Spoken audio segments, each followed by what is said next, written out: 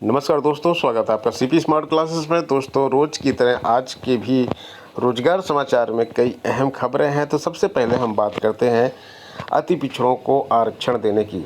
तो ये सरकार जल्दी दे सकती है अति पिछड़ों को आरक्षण। अभी पिछड़ा वर्ग है, पिछड़ा वर्ग के अंदर एक अति पिछड़ा वर्ग बनाया जाएगा, उसमें आरक्षण दिया जाएगा। आरक्षण का मुद्दा विधानसभा के सदन में भी छाया रहा।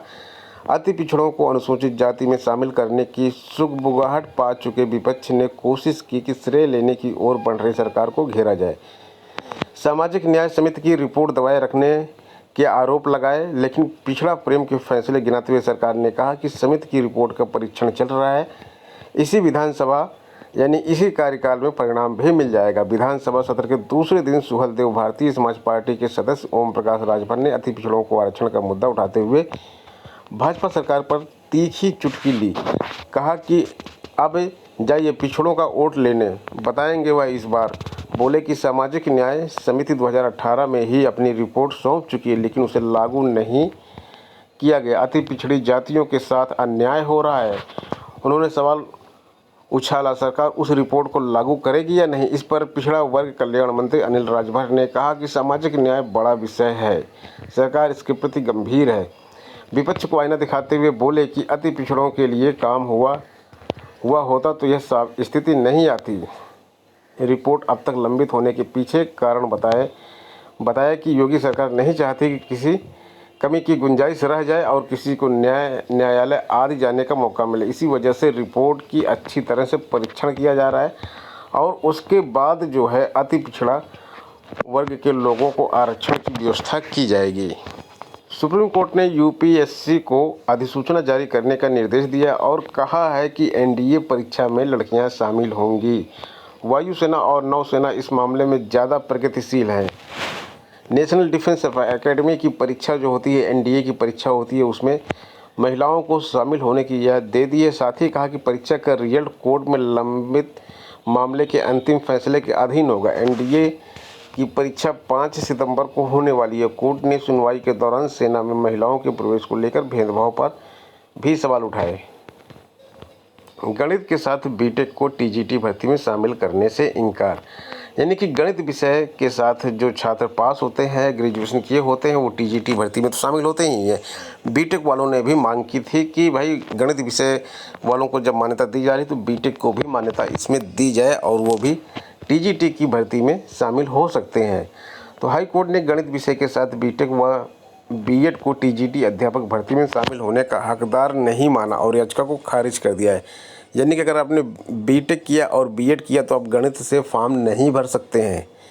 यह आदेश न्यायमूर्ति अश्वनी कुमार मिश्र ने प्रशांत सिंह की याचिका पर दिया। सरकारी वकील का कहना था कि टीजीटी अध्यापक भर्ती के लिए योग्यता गणित विषय से बीए या बीएससी डिग्री निर्धारित की गई, इसमें समकक्ष डिग्री को मान्यता नहीं दी गई है और आवेदन की अंतिम तिथि 15 अप्रैल 2021 गुजर चुकी है। ऐसे में याची कोई अनुतोष पाने का हकदार नहीं है। अधिवक्ता वीके चंदेल व मयंक चंदेल का कहना था कि याची की नियुक्ति सर्वोदय विद्यापीठ इंटर कॉलेज मीरगंज जौनपुर में तदर्थ शिक्षक के रूप में समिति ने की है और अनुमोदन व वेतन के लिए जिला विद्यालय निरीक्षक को पत्रावली भेजी गई है।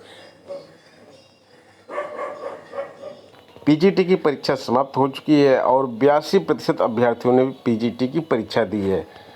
तो यहाँ पे देखिए 82% यानी कि बहुत ज़्यादा छात्रों ने ये परीक्षा दिया है। 81.69% बताया जा रहा है, जो कि लगभग 82% है। तो यहाँ पे 82% छात्र प्रदेश की पीजीटी परीक्षा में शामिल हुए हैं। उत्तर प्रदेश लोक सेवा आयोग ने रिजल्ट जारी किया है। बाल रोग विशेषज्ञ के 419 पद इसमें खाली रह गए हैं। एनेस्थीसिया के 114 डॉक्टर भी चयनित हुए हैं।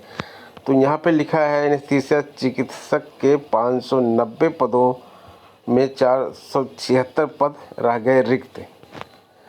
और यहाँ पे आगे लिखा हुआ है कि उत्तर प्रदेश लोक सेवा आयोग की तरफ से बुधवार को परिणाम जारी किया गया। 181 बाल रोग विशेषज्ञ और 114 एनेस्थीसिया डॉक्टर मिले, जबकि पीडियाट्रिशियन के 590 पदों के सापेक्ष 490 पद और एनेस्थीसिया चिकित्सक के 590 के सापेक्ष 476 पद खाली रह गए।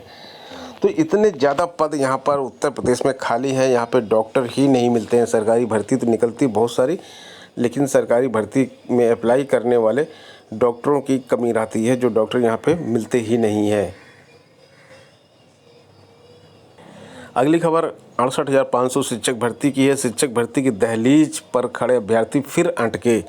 यहाँ पे लिखा वर्ष 2018 की 68,500 शिक्षक भर्ती करीब 3 साल में भी अधूरी है। इस भर्ती में 103 अभ्यर्थियों को कोर्ट के आदेश पर पुनर्मूल्यांकन के बाद चयनित तो कर लिए गए, लेकिन मोबाइल नंबर बदल जाने से अब जिला प्राथमिकता चॉइस देने में अटक गए हैं। बेसिक शिक्षा निदेशालय में कई अभ्यर्थी मोबाइल नंबर बदलवाने के लिए बुधवार को फिर पहुंचे, लेकिन सचिव के न होने पर उन्हें लौटा दिया गया। अभ्यर्थियों का कहना है कि अंतिम तिथि 19 अगस्त तक जिला प्राथमिकता नहीं दे पाने से वह फिर समस्या से घिर जाएंगे।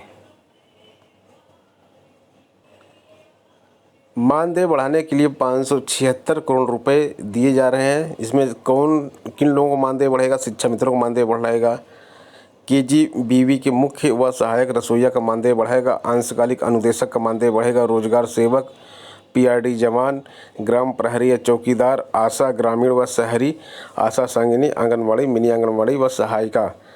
तो इन लोगों का जो है कुल जो पद हैं टोटल प्रदेश में जो है 9,98,738 पद है। और इनके लिए जो बजट दिया गया है मानदेय बढ़ाने के लिए, सबके लिए अलग अलग बजट दिया गया है, इसी के अनुसार इनका मानदेय बढ़ेगा। तो यहाँ पे आगे लिखा है शिक्षा मित्र से लेकर आंगनबाड़ी कार्यकर्ता तक बढ़ेगा मानदेय। तो इन सभी का मानदेय बढ़ेगा। जो विधानसभा चुनाव में बीएलओ के रूप में वोट घटाने बढ़ाने से लेकर मतदान कराने तक में हम भूमिका निभाते हैं, तो इन सब का मानदेय बढ़ाकर सरकार जो है विधानसभा चुनाव में अपने पक्ष में करने की कोशिश करेगी। और इसके बाद आगे यहाँ पे जानकारी आपको दे दें कि टीजीटी और पीजीटी के लिए चयन बोर्ड ने एक महत्वपूर्ण नोटिस जारी की है। वो नोटिस आपको दिखा देते हैं।